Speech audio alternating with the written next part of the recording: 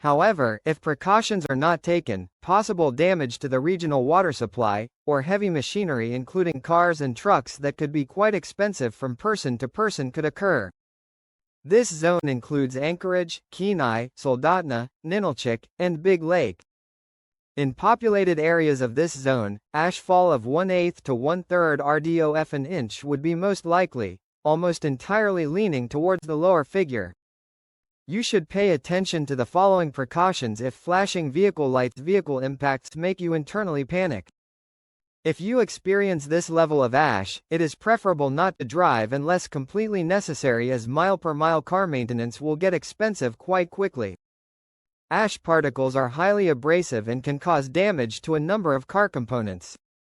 As a result, in very heavy ash conditions, oil changes will not be needed the regular interval of every 3,000 to 5,000 miles driven, but instead, every 50 to 100 miles driven.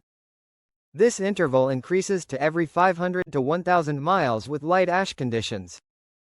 You will need to also have a professional clean the air filter, but not do it yourself due to the risk of remobilizing tiny ash particles into the air, which you do not want in your lungs. While driving in heavy ash conditions, keep to 35 miles per hour or below, and have the air on continuous internal only recirculation with the windows all up. With heavy ash conditions, you will need to have the wheel brake assemblies cleaned with compressed air every 50 to 100 miles driven and alternators after experiencing any form of heavy ash fall. With lighter ash fall, this increased to an alternator cleaned every 500 to 1,000 miles.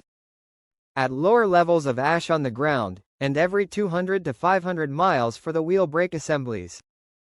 Involving potential damage caused by ash to vehicles, there is both good and bad news. Essentially, if something catastrophic was to break due to ashfall, it would only occur within 30 days of when the ash fell. At the next lower level, we have what comes out to be a minor annoyance. This level of ashfall can disrupt regional air traffic and make it take slightly longer to commute, but the main problem at this concentration is the possible exacerbation of asthma symptoms due to polluted air. At this level, and the relatively harmless level below it, it is best to wear a mask that filters small particulates. Trust me, you don't want lung damage to occur.